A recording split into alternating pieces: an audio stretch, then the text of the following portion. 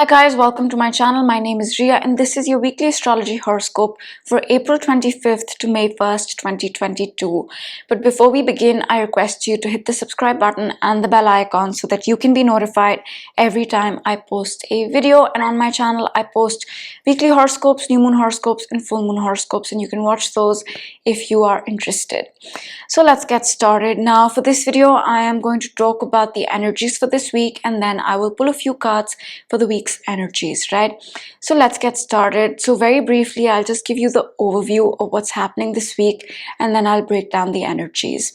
So we have a lot of events happening. We have Venus sextiling the North Node, Venus conjuncting Neptune. We have Jupiter sextiling Mercury this week. Mercury will also trine Pluto towards the end of this week. We have two extremely important events. We have Pluto going retrograde, and we also have a new moon solar eclipse this week in the sign of Taurus.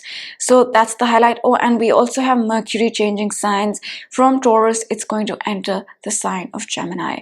So let's talk about all these things, and you can see, okay, let's talk about this. So the chart is open to Wednesday and it's Pacific time, right? So as we enter this week, right, let's see the chart. There's a lot of energy in Pisces, 5 energies in Pisces. We've had 4 energies for sure, right? We've had Mars, Venus, Neptune, and Jupiter in Pisces. But as we enter this week, the moon will also enter the sign of Pisces on Monday. That's a lot of Pisces. And Pisces is universal love and compassion, the need for universal love and compassion. It's a very spiritual energy. It's a creative energy. It's an energy that asks us to surrender to the higher power, right? Pisces is also a water sign, so a lot of emphasis on water as well, as there's so many energies in Pisces right now. But very simply put, this energy is asking us to focus on universal love and compassion. It's asking us to be more spiritual. It's asking us to go with the flow and be flexible, because that's what Pisces is, right? Pisces is about going wherever the universe takes you. So there's a lot of emphasis on Pisces as we enter this week, especially because the moon is also there on Monday into Wednesday. And you can see on Wednesday, it's going to start leaving the sign of Pisces and enter the sign of Aries. But the first 2 days of this week, there's a lot of Pisces, 5 energies in Pisces. And now let's talk about the aspects that are going on, right? So on Monday, Venus here sextiles the North Node. Now this is happening on Monday. And Venus is the planet that represents our projects. It represents our relationships. It represents how we feel, right? How we feel about ourselves, our self-worth. It also represents our appearance, how we look, right? All these things are Venus ruled. And Venus is in a positive aspect with the North Node, Rahu, right? The North Node in astrology represents the future. It represents where we are headed. So what could happen on Monday, because this alignment happens on Monday, is that our relationships or projects or finances or something about our appearance or something about how we feel about ourselves, right? Our self-worth begins to align with the future. Some sort of alignment, some sort of subtle shift might take place in any one of these things. Maybe our relationship, or how we feel, or how we, keep our appearances, so that it's more in alignment with the future. So that's Monday. Then on Wednesday, right? On Wednesday, we'll have Jupiter here sextile Mercury. Now, Jupiter is a benefic and Mercury is the planet of our logical mind, of communication, of our day-to-day, our routine, our habits, our health, our job. All these are Mercury ruled things. And Jupiter is a benefic. It is also a magnifier. So what could happen is that Mercury ruled things become magnified, right? Maybe we put more focus on our routine. Maybe we get more focused about our diet or our health or our job. Or maybe there's some blessing Jupiter or a lesson Jupiter that comes about when it comes to Mercury. Perhaps we learn something, I don't know, about our routine, right? Okay, this works for me, this way of living, this way of doing things, this works for me, but this doesn't. It could be something just as simple as that, or it could be a positive communication that we receive. Mercury's communication and Jupiter's positivity, right? So a positive piece of information, a positive insight. Mercury is also our thoughts. All these things can happen. So the possibilities are many, right, with Mercury and Jupiter, but very simply put, this energy can lead to a blessing, a reward, or a healing, or even a lesson when it comes to communication, thinking, our routine, our lifestyle, our health, our job. So that's happening. I think Pacific time, it happens on Tuesday night, but for most of the world, this is going to be Wednesday. And soon after this, Venus and Neptune are going to meet up. Right now, Venus, like I said, is a lot of things. It's primarily the planet of our relationships.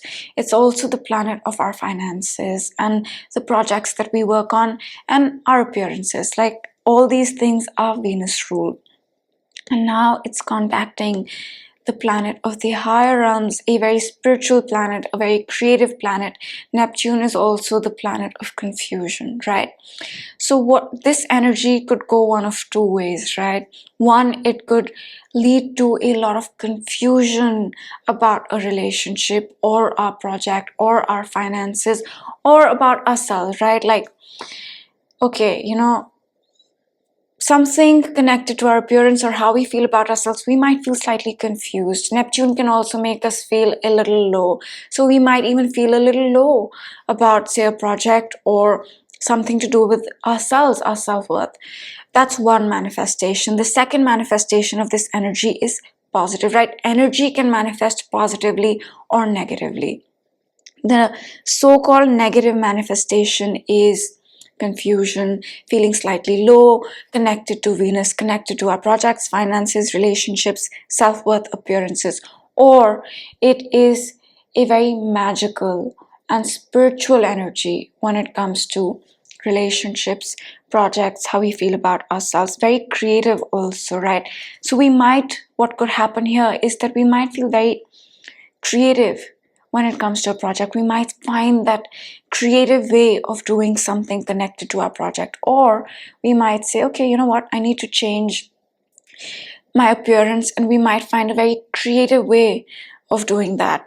So very creative, very spiritual, very magical when it comes to Venus, relationships, projects, self-worth, value, skills. We might also feel like, okay, this relationship that I have, this is it, right? This is the spiritual connect that I'm looking for. This is that energy that makes me feel very connected. I feel very connected to this person. So it could manifest as that as well. So to conclude this energy, I would say one of two things could happen. It can bring confusion, or it can bring a very magical spiritual feeling to our project or relationship. We might just say, okay, you know what? This is the project for me. I feel spiritually connected to this line of work, and this is it for me. So that can also happen, right? Because the energy is there. How it manifests is that changes, right? Positive or negative. So that's Wednesday, and I know I'm rushing through these energies because I want to talk about the two very important things that are happening towards the end of this week: Pluto going retrograde and the new moon solar eclipse. So that's that, and I'm going to move up the chart to Thursday, and we will see this. Yeah, so you can see this. Mercury on Thursday will trine 120-degree angle with Pluto. And Pluto is the planet of catharsis. It's the planet of facing our fears. It's the planet of healing as well. It's the planet of transformation. And Mercury is our mind, it's our thinking, it's our routine, right? It's the day-to-day. So what could happen here is that we might be asked to face our fears, right? Because Mercury is our mind and Pluto is facing fears. It can also bring healing to our thinking. It can also bring a release, a massive release to our mind. Whatever we have stored in our mind, which is not serving us anymore, we might be asked to release that. We might be asked to face our fears and release those. Or it can bring a catharsis of some sort, or it can bring a transformation to, say, the routine that we have. So all these things are possible. Or it can even lead to a communication, right? A conversation that leads to some healing, that leads to catharsis. All these are possibilities. And since this is a trine, a positive aspect, it's not going to feel that stressful. So that's Thursday Pacific time, right?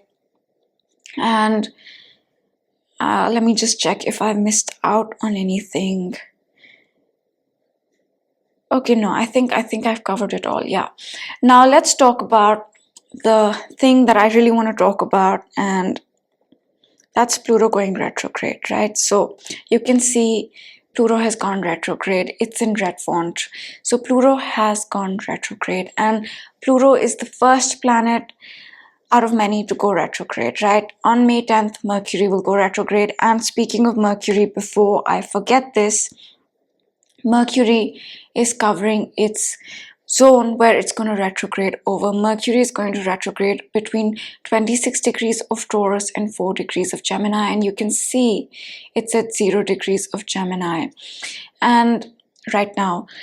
So it's covering that zone where it's going to retrograde over, and what that means is that connected to communication, thinking, our habits, routine, job, etc., right? These are the themes that you're seeing in your life right now that we will be asked to review starting on May 10th up until June 3rd, when Mercury goes direct again. So be mindful of these themes connected to communication, thinking, routine, day to day, because we'll be asked to review these in a few days. And before we move on to Pluto, on April 30th, Mercury also changes signs. From Taurus, it enters Gemini. Now, Mercury in Taurus is a very slow-moving, stable, secure energy when it comes to Mercury, when it comes to our thinking or communication or our day-to-day. But Gemini is different. Gemini is a lot of energy. Gemini is a very playful energy, and Mercury rules the sign of Gemini. So it's at home in Gemini, which means it works really well there. But Gemini is also an energy that can get very stimulated. So connected to our thinking, communication, our day-to-day, our routine, our habits, there's a lot of energy, right? It's not that stable and secure anymore. It's about exploring these things. It's about saying, okay, you know what? I'm going to explore this new thing, try it out and see how it goes. Gemini likes to try out new things, right? It likes to, I'm not saying if you're Gemini, you do these things. I'm just saying Gemini energy is very playful. It's fun-loving. It's about trying things out. It's about learning things. So we have that Gemini energy when it comes to our thinking and communication as well. So we can feel like doing a lot of things. We can feel like learning a lot of things. We can feel quite talkative, and I know it depends on our personal charts, right? Our charts, how we are, but generally speaking, it's a more communicative, more fun-loving energy than Taurus. So we'll see the shift for Mercury, right? We'll see the shift in communication and how we live our life. From a slower pace, it's going to pick up pace, more energy.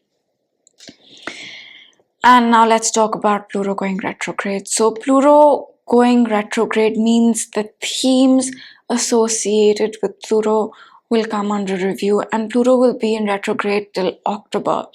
So a good few months. And Pluto retrograde is a time where we really review, right, our fears, where we review what we need to heal within ourselves. We review what we need to release, what we need to change within ourselves, right? What we need to do to grow spiritually. It's a period of review. So that's what Pluto retrograde will bring. And now the energies will start to slow down, right? Although we are entering eclipse season, after this eclipse season is when the energies will really start to slow down one by one. But this is the beginning of that slowdown point, right? And what that means is that when planets are moving forward direct, when planets are moving fast, right, we see a lot of things happen in our lives. But when they slow down and when they start to retrograde, it's more a review of the themes that we've already worked on. So Pluto going retrograde, a lot of inner work about facing our fears, about growing spiritually, about releasing what doesn't serve us anymore in the course of the next 6 months or so. And then we have the highlight of this week, which is the new moon solar eclipse. So let's talk about that. I'm going to move up the chart by a few hours so that you can see this. All right.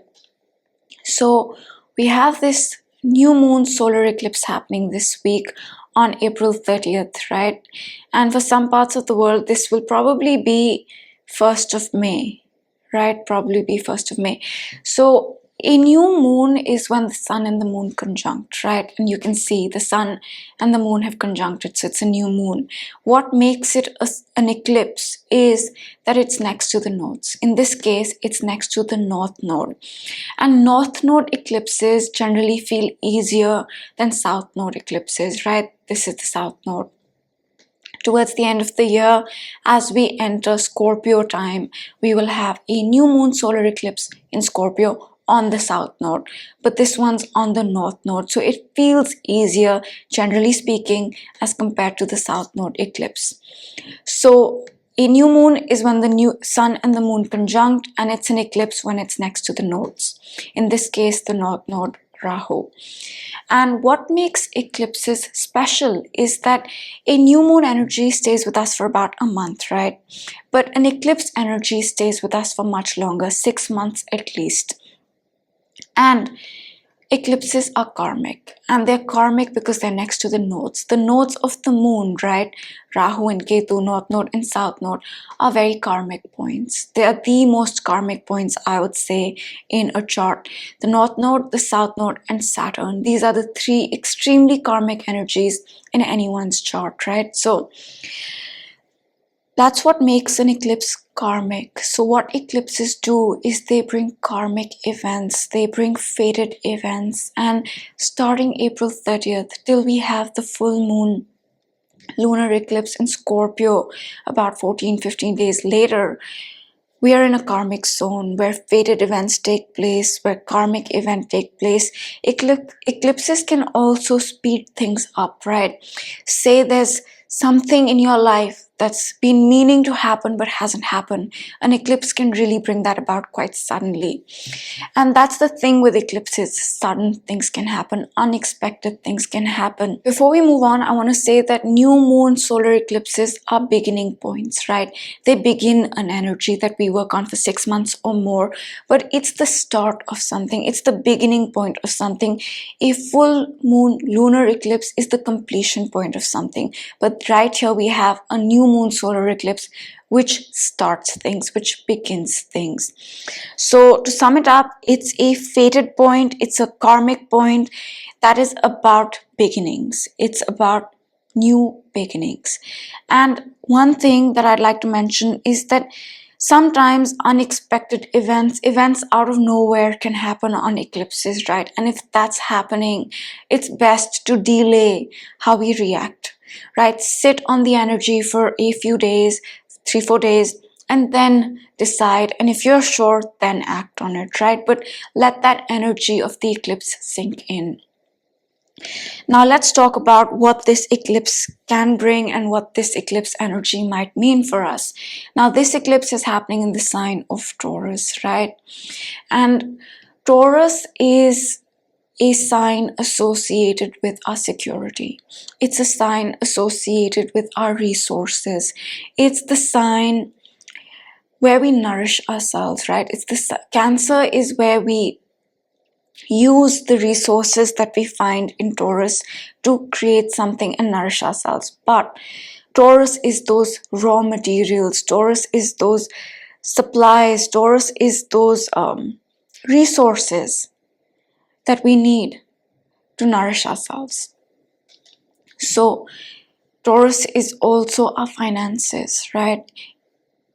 Taurus and Scorpio are the signs of finances, right? The Taurus is our own finances and Scorpio is other people's finances, right? The investments, things like that. So Taurus is also a very financial sign, and it's also the sign where we find security, where we find stability, where we find comfort. Now, this comfort is different from the comfort of Cancer. Cancer is the comfort of going within, of safety, right? Taurus is also that, but the difference is that Taurus is the comfort that we get from resources. It's more the comfort we get from resources, right? The food we eat, whatever we have, the possessions that we have, the material goods that give us that sense of security and stability and comfort. So Taurus is all these things. So in many ways, this eclipse is going to impact Taurian themes of resources, of our security, of our stability, of our finances, right? Of what we use to nourish ourselves. It's a new beginning point in that energy. So we might need to find a new way of approaching how we nourish ourselves, how we find our resources, how we find our stability and security and comfort, right? It's also the house of skills. It's also the house of self-worth. So we might be asked to begin something, begin something new when it comes to our skills. Perhaps to find security, perhaps to find stability, perhaps to find a new way of acquiring material wealth and possessions. Taurus. So it's that beginning point, and it's a lot to do with resources and our finances, a lot to do with that this time, a lot to do with finding that stability and security in our lives. Those are the basic themes. Of course, look at 10 degrees of Taurus in your chart, whichever house 10 degrees of Taurus falls in, though that area of your life will be impacted with this eclipse, right? So that's that. And let's talk about the aspects that are going on. Now, this solar eclipse is conjunct Uranus. Now, Uranus is unexpected, Uranus is sudden, Uranus is unpredictable, right? So this eclipse energy can be quite sudden, it can be quite unpredictable, it can be quite unexpected, right? Uranus is also the planet of insights, right? It's the planet that awakens us. So what could also happen is that we receive some major insight or realization or epiphany that helps us say, okay, you know what? I need to start this thing in a new way in my life so that I can feel stable, so that I can feel secure, so that I can find my comfort, so that I am secure in my resources, so that I'm stable in my resources, right? It can even just bring an insight, an idea. It might not be a material event that takes place for us to start this new beginning when it comes to our resources, finances, skills, self-worth, values, all Taurian themes. It could just be an idea that comes about unexpectedly. But Uranus is also an energy that likes to break things, right?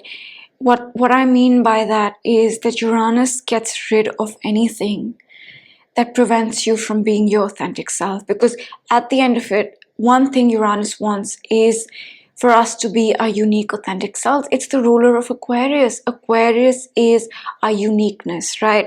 It's about being equal in our uniqueness. That's what Aquarius is, and that's what Uranus wants. Uranus wants us to be our unique, authentic self, and for that, it can get rid of things or bring things into our lives, right? That help us become more in alignment with our unique self. So that can also happen on this eclipse, right? It might say, okay, you know what, this thing in your life, whatever that thing is, it's not you, it's not who you truly are, it's not in alignment with your uniqueness, so it needs to go. Or it might say, hey, have you seen this thing before? Have you thought about doing this in your life before? Because this is more in alignment with who you are. So it might bring that, and especially in the sign of Taurus, which is all about our self-worth, skills, how we acquire material possessions, right? How we make money. All these things are Taurus. So when the eclipse is in that, all these things might be asked to be looked at again, so that we can find new ways of doing this, new ways of finding our comfort, new ways of finding our wealth, new ways of acquiring material possessions. New skills might be required, new skills to acquire wealth, or new ways of finding our resources, finding our stability, finding our security. So that's the basic energy of this eclipse. Now, to sum it up, I would say that this eclipse will touch upon themes of security and stability and our resources and our finances and our self-worth and our skills, a new way perhaps of doing these things. And it can be quite sudden, it can be quite unexpected. We might receive insights, epiphanies, and realizations. So that's the energy of the eclipse. Now, one more thing I want to mention is that on this eclipse, we have Jupiter and Venus conjunct, right? They are conjunct in the sign of Pisces. And Jupiter used to rule Pisces. Venus loves the sign of Pisces, and they're conjunct. And Venus is the ruler of Taurus, where we have that eclipse, right? And what that means to me is that Venus here is magnified, and Venus is representative of Taurus to me right now, right? The ruler of Taurus. So why is it magnified? Because it's conjunct Jupiter. Jupiter is a magnifier. So what that means to me is that there is an extreme emphasis, a magnified emphasis on finding us security, finding us stability, finding new avenues for resources, finding new avenues, or finding new skills that can help us acquire resources, right? So a lot of emphasis on this energy because it's conjunct Jupiter, and Jupiter usually, yes, it's a magnifier, but it can also bring lessons. So we might need to learn that we might need to, how do I say it?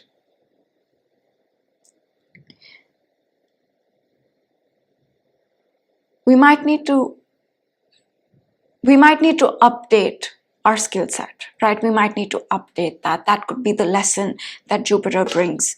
And Jupiter is also a benefic, right? So it can also bring some positivity with it.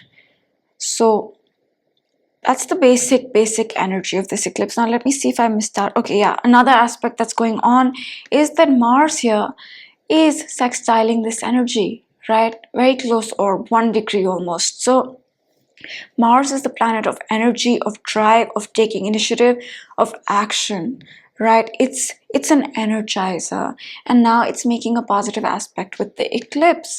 So what this could mean is that we can find that energy, that drive, that initiative, that courage, that willpower to make that new beginning of finding new ways of acquiring our resources, right? We can say, yeah, you know what? It needs to be done, and I have that energy to do it. I have that drive to do it. I'm willing to do it. So Mars here is providing that positivity of action, right? That energy to be able to take those steps to meet the demands of this eclipse, because we have to find new ways to do Taurian things, to acquire wealth, to find our resources, to update our skill set. And we have that energy with us. So that's a positive thing going on. So that's the eclipse energy in a nutshell. And we are in a fated zone starting April 30th up until the next eclipse, which will happen in 2 weeks' time, starting April 30th. So a lot of karmic events, a lot of fated events, a lot to do with our resources, a lot to do with finding our security, finding our stability, working on our skill set, working on our own self-worth, right? Taurus is also the sign that rules our appearance, right? Aries is the body, Taurus is the face. So a lot to do with that as well. So these are the basic energies of this week. This week we are going to feel the build up to the eclipse. There's a lot of Pisces, a need to practice universal love and compassion, a need to surrender to the universe, right? Surrender to the higher power and go with the flow. Water is highlighted, so much Pisces, especially up until Wednesday when we will have the moon in Pisces as well. And towards the end of the week, Pluto will go retrograde. A lot of inner work starts when it comes to figuring out what needs to be released, right? What fears need to go, what issues need to be released, what pain, right? Pluto is that deep pain that we have, what that needs to go for the next few months. And that's pretty much it for this week. Oh, and before we finish up, right, on Sunday, May 1st, right, the moon will be in the sign of Taurus. It will conjunct Uranus, yes, on Saturday only, and then it will conjunct the North Node on Sunday, and it will square Saturn on Sunday. And the moon squaring Saturn might not feel like the easiest energy. So on Sunday, be mindful of a few hours in the day when the moon is squaring Saturn, to really just take it easy and relax.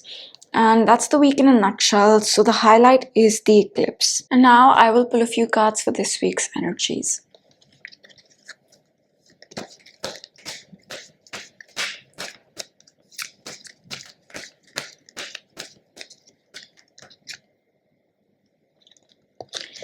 Trust.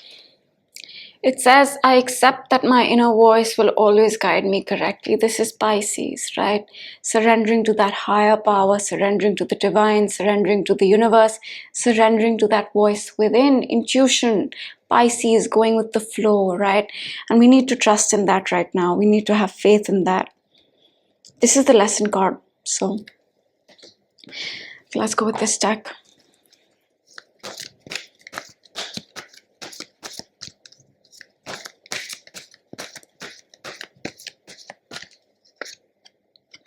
Co-create.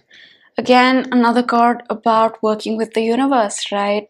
Pisces, working with the universe, listening to the universe and creating with the universe. So that energy is there as well. Now, let me choose this deck.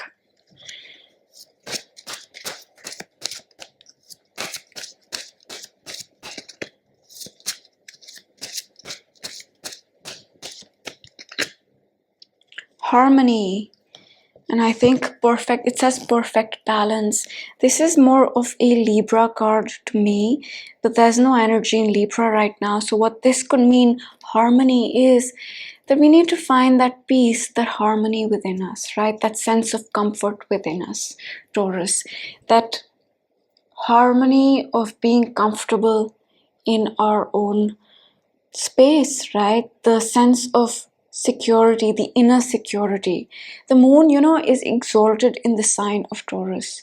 It's exalted there, and it's because Taurus, moon in Taurus, is secure, right? It does not need material things. It does not need anything or anyone to feel secure within itself.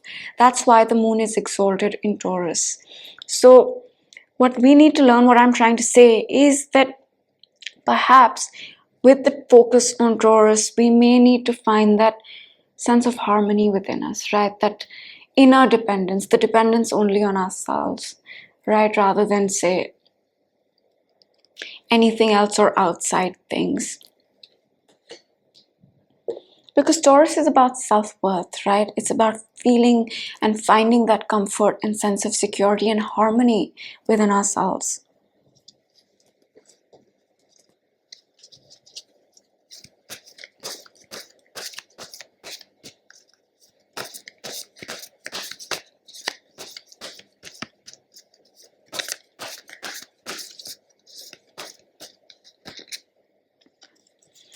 Miracles.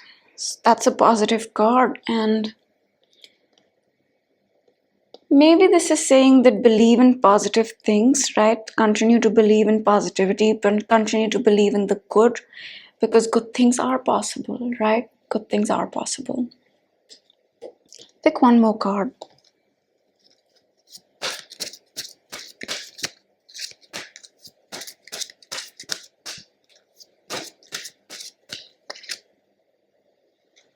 Realignment, feel the ebb and flow of life, and this is the eclipse energy, right?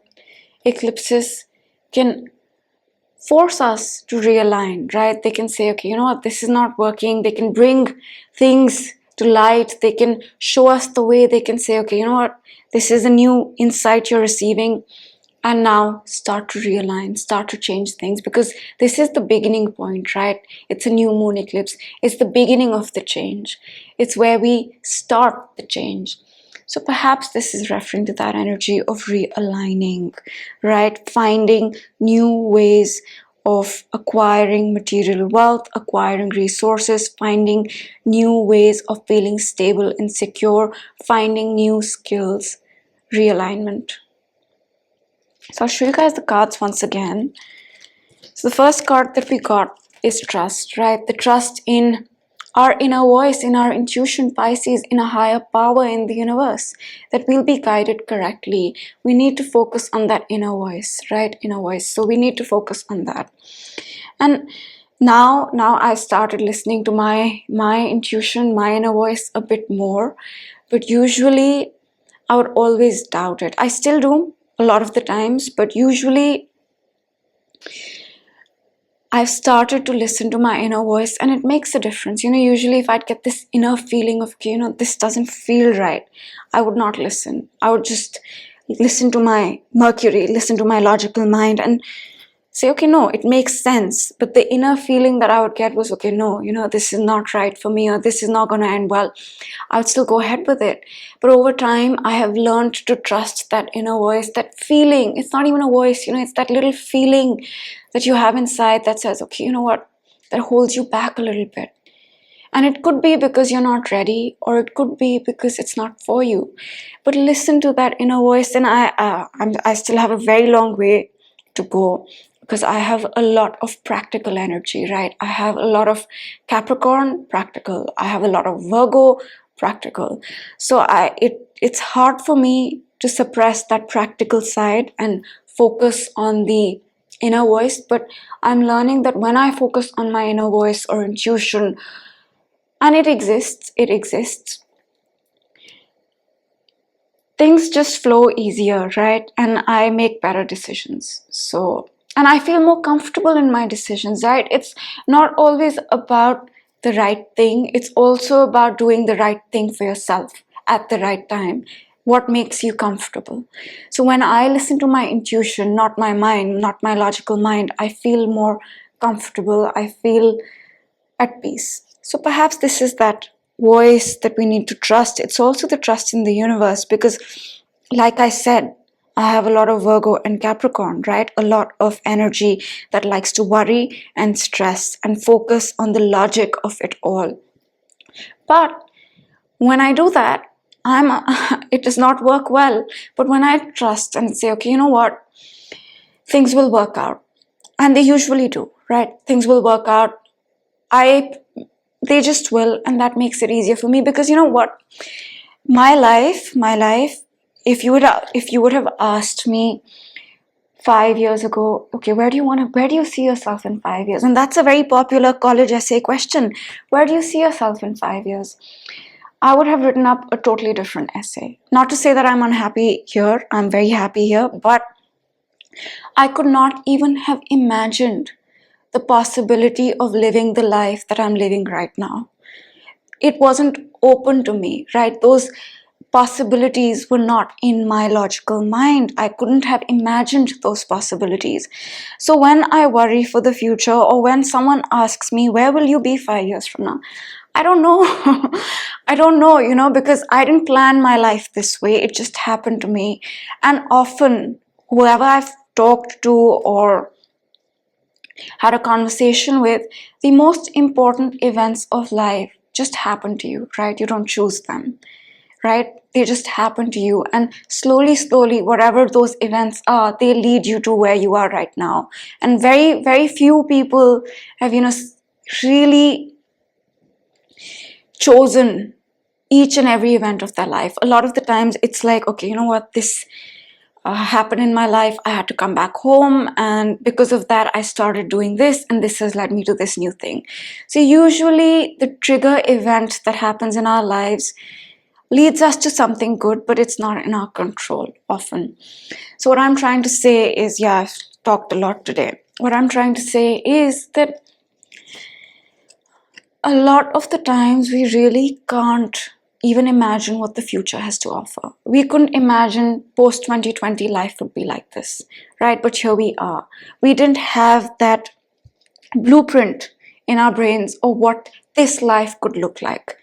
But similarly, we don't know where we will be 3 years from now, 6 months from now, 5 years from now. So yes, it's good to plan. It's important to plan and all those things, but at the same time, I have learned that it's important to realize that in 6 months, in a year, in 2 years, things that we could not even have imagined can happen. And that is not a bad thing. That is something that can give us hope, right? That can give us hope. And that can help us trust in the universe, because when we realize that we are in this spot right here, I'm in this spot because of what's happened in my life, what's happened to me, rather than what I had planned. And I'm thankful to be here. That helps surrender, right? That helps say, I let go of that control, because at the end of it, what we have is the illusion of control. There is no such thing as control, right? We can try our best. We can try our best in every moment. We can work from a place of positivity, but that control of, really micromanaging everything in our lives, that's not real. And that's what I have learned. So yeah, maybe that's not relevant, but I just shared that with you guys for some reason. So yeah, trust in your inner voice, trust in your intuition. The second card is about working with the universe, right? Working with it, right? Putting out those intentions, working with the universe, and co-creating with it.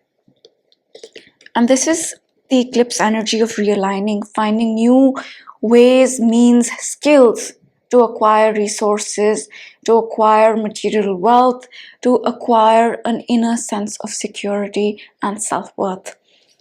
And this is about that self-worth that I just mentioned, about finding that inner harmony and peace, finding that balance within. And there's a positive card saying miracles. So there is a positive card, positive energy. Perhaps this is the Venus-Jupiter conjunction in Pisces. So I hope you enjoyed this video, and I will see you next time. Bye.